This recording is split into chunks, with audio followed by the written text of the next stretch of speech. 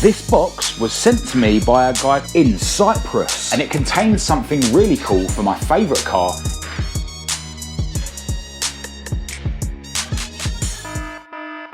Araldite.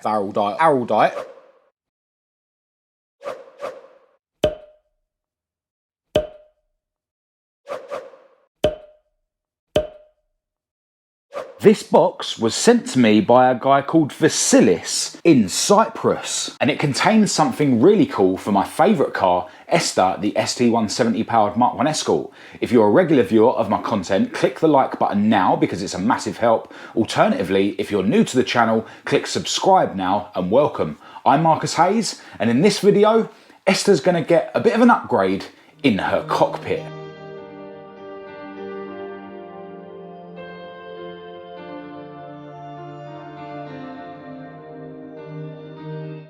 So as most, if not all of you, I'm sure can tell, this is an instrument cluster or dash binnacle for a Mk1 Escort. This is to fit a 6-dial dash. As you can see, it's got space for 4 dials because this is designed to accept aftermarket gauges, and hopefully it's going to be perfect for the aftermarket race tech gauges that I've got fitted to Esther. Now I've got to say, I am honestly super impressed with how this thing looks. It is Vasilis's own design with these sort of embossed bits around the gauge pods. We've got 3 holes there for some warning lights. I'm assuming that these 2 here and 2 here are for warning lights as well. This has been 3D printed, but it looks really well finished. Sometimes 3D printed bits can look a bit tatty, but yeah, this is honestly amazing to look at first glance. Obviously this is going to need to be painted up and stuff before I can fit it, but yeah, I'm genuinely impressed.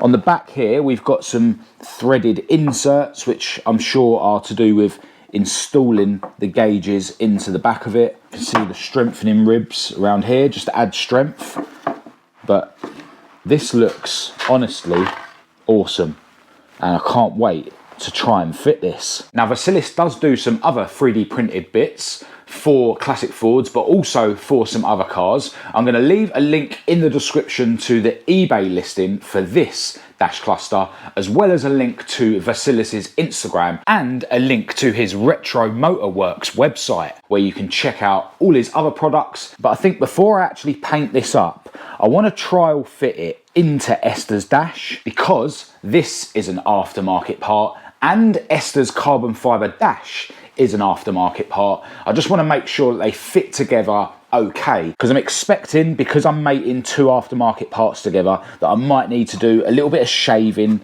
just to make this sit into the dash as well as I can get it, because I did have to do a little bit of shaving on Esther's current aftermarket dash binnacle to get that to fit into the dash properly. But yeah, the one that's currently fitted to Esther is very basic, very flat, and yeah, I'm just really excited to see how this is going to look once it's painted and once my race tech gauges are fitted to it. So I'll see you around at Esther's garage now.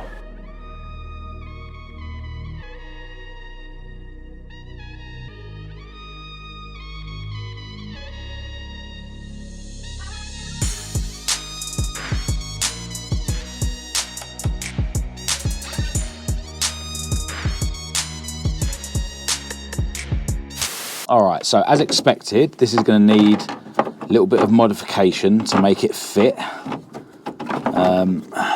But I can see that I'll be able to get it to fit.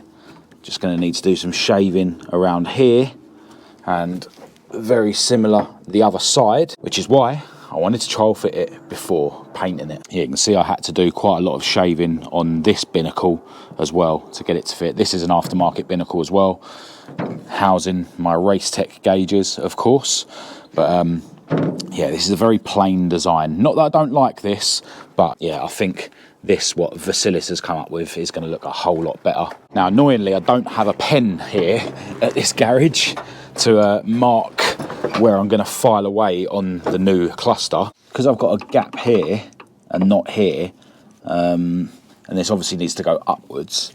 If I can sort of make this follow down there and then sort of taper towards that there, I reckon that is the way I need to go. I marked the cluster with a rusty Stanley blade to show me roughly where I needed to shave material away.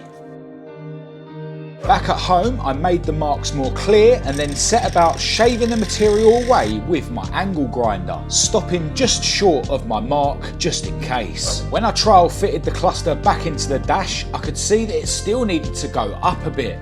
This was going to be a case of trial and error until I got it right. I used the flap wheel on my drill to shave more material away. Then I started noticing that I needed to shave material off in other areas. After about an hour, I got it to fit as good as I thought I could, and then I grabbed a file to finalise the bits that I've been shaving. Back at home, and I thought it'd be a good idea to trial fit the Race Tech gauges into the new cluster before I set about painting it, and they fitted perfectly.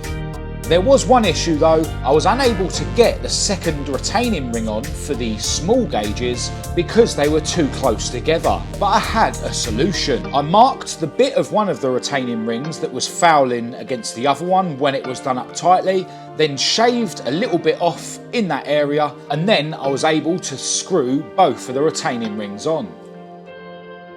Here's the cluster with all the gauges and the warning lights installed. I will probably swap these two around when I finally assemble it though. And I need to figure out where I'm going to put my fourth warning light.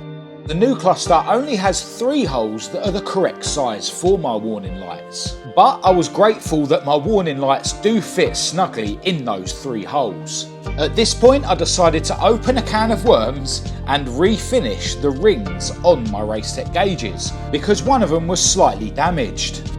One of the small gauges actually just pulled apart by hand, but on the other 3 I had to carefully pry the rings off. Once I'd got the bits of glass out of the rings, I wondered if I'd bitten off more than I could chew, but I was past the point of no return. I decided to shave the deformed bits off the back of the rings, then I'll just use some sort of adhesive to glue them back on once I reassemble everything.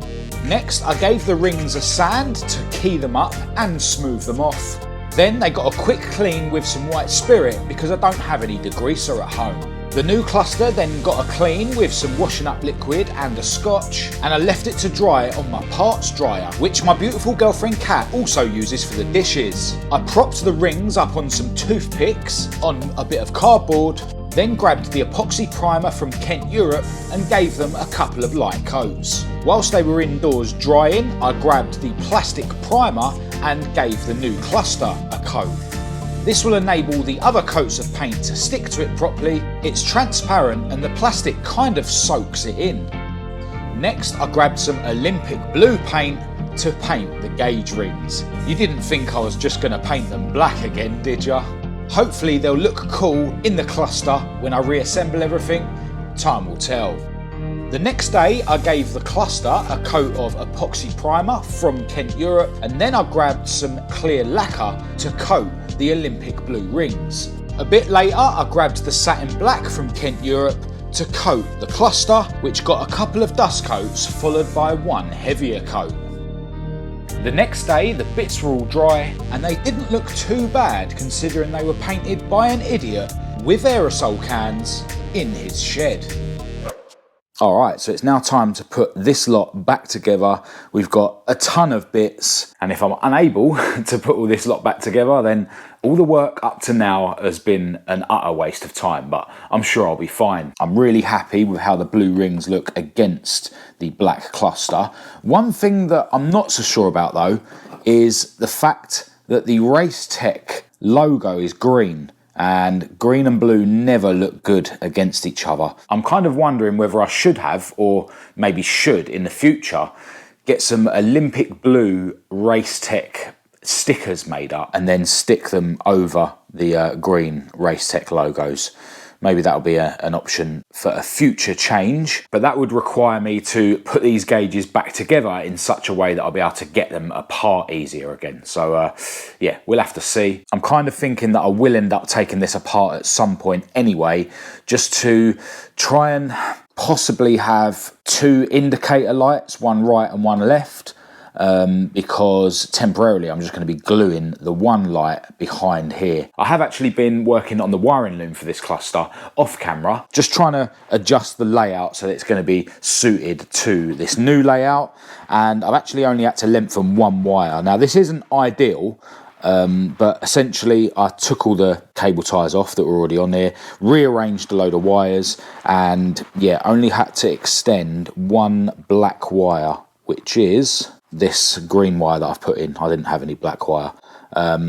So yeah, it was the sort of simplest way I could do things, but this is by no means ideal, but I do think that everything will reach where it needs to go. But at some point in the future, I might end up extending a few more wires and actually soldering the joints, because I have just used some electrical tape and twisted the wires together for this little bodge. So yeah, at some point maybe I'll end up sort of completely redesigning this loom so that all the wires have got plenty of length and it's less of a rat's nest, but hopefully this will be okay for now. Now, in terms of putting the gauges back together, I am going to be bonding these rings back on, as I've already mentioned earlier in the video, because I've shaved some off from the back, and you know, these are sort of crimped on originally. This one was the one that actually came off okay. And I was hoping to use the Kent Europe seam sealer, which is like a glue as well, but I don't have any of that here. So I might be forced to use Araldite. I'll also be using Araldite to glue this indicator light behind these two holes, just as a temporary thing, as I say. It's worth noting that usually on a dash where you've got an oil pressure gauge, like I have, and like an RS2000 does with a 6-dial dash, you don't have an oil light. So it usually wouldn't be an issue that this dash only has 3 lights. It's just that I happen to have an oil pressure gauge and an oil pressure light hooked up, just because I have 2 separate oil pressure switches on my engine block, essentially. Now, I was actually thinking about mounting the full beam light up here, the blue one, because that hardly ever gets used compared to the indicators, but the indicator wires were the only ones that are actually long enough to reach over to here if the others were over there. So that's why I'm going to be putting the indicator light behind here this time that I put it back together. The indicators have actually had work in the past in terms of the wiring, because I had to adjust things so that I could run these aftermarket style bulb holders, well, the bulb holder for the indicators, yeah, for this to plug into the original Escort loom. So that's what this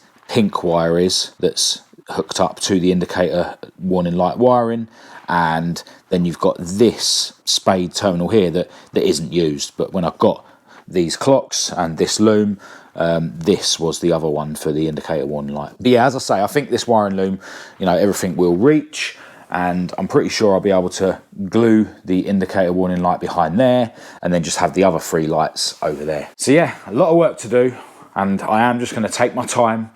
Really don't want to mess this up, so let's cue some more music and crack on with it. I laid all the gauge parts out in front of me, and I was going to start by putting the big gauges together. First, I had to put this seal into the blue ring, then I put the glass in and gave it a wipe to remove any fingerprints. Next to go in was this paper gasket, and then I could put the 2 halves of the gauge back together.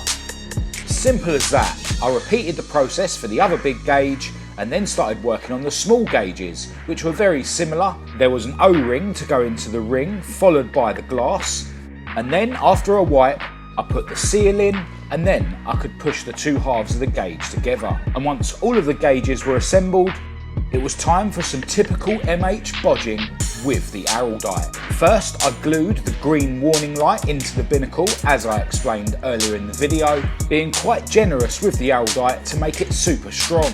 Then I put just a couple of blobs on the 3 gauges that needed gluing together as well. Once the Araldite was set, it was time to start assembling everything.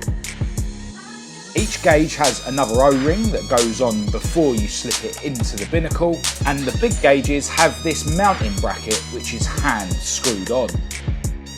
There's an O-ring that goes on each of the small gauges as well, and as you would have seen earlier in the video, we've got these threaded rings that hold them in. Once I've tightened up the ring, I noticed that the gauge wasn't sitting very flush, so I decided to remove the O-ring to see if that would improve things. But when I screwed it back in, there was an even bigger problem. The ring that I'd glued on had come off. So I chucked a load of Araldite on it. And I even used a bottle of water to put weight on the gauge while it's set. In the meantime, I checked if the wiring loom was going to reach everything, which it was, and then I set about installing the rest of the warning lights, which were now an even tighter fit due to the paint. I gave them a blob of Araldite each as well, and then left it overnight. The next day, I needed to remove the excess Araldite from the oil pressure gauge, and then I started reassembling the cluster. But when the retaining ring was screwed on, the bit I'd shaved off wasn't in the right place. So I remarked it and reshaved it, and then I could continue reassembling everything. And at last, I had a complete binnacle, which was looking awesome. Painting the rings blue was a big hassle, but it was definitely worth it.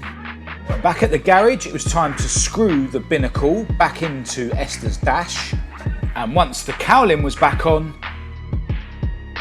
the job was done.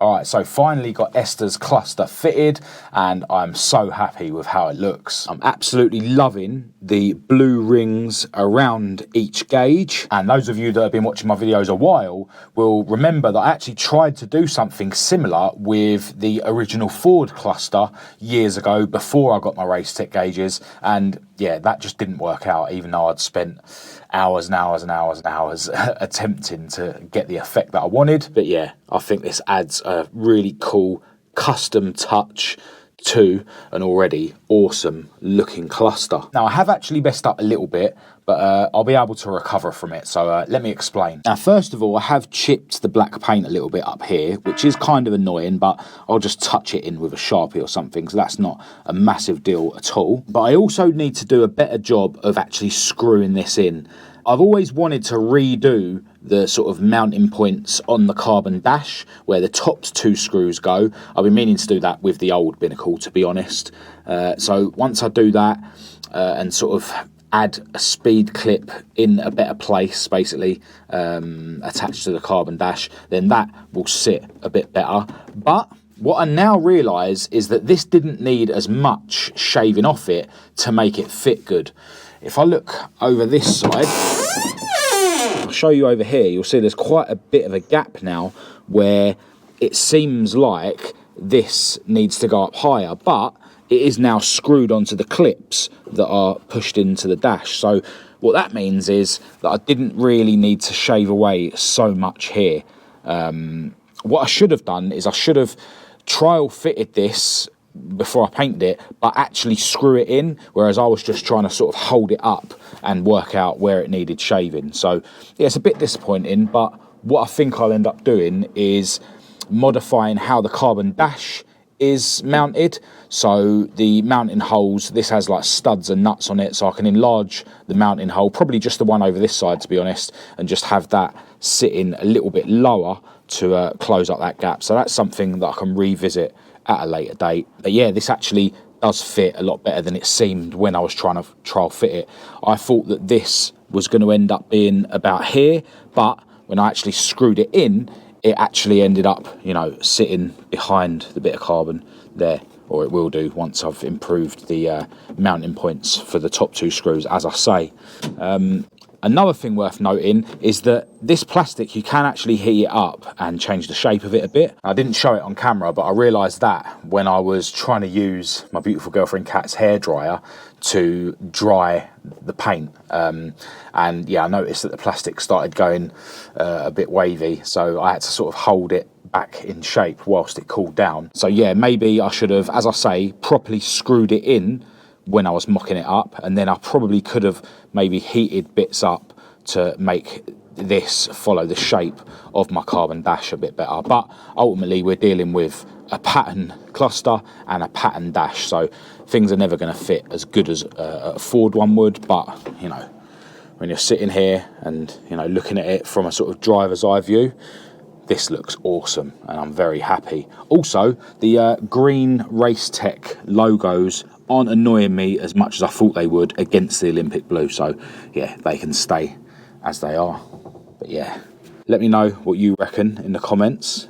Yeah, I'm just really happy with it. So with that, I can finally now finish this video. I'm well behind where I wanted to be this week. I'm halfway through filming a video on Heidi, my beige Model Mark II Escort, which I was hoping to have finished by now as well. But yeah, this cluster has just taken a bit longer than I expected, mainly due to me just waiting for Araldite to dry and stuff, but it's absolutely fine. I've really enjoyed the process.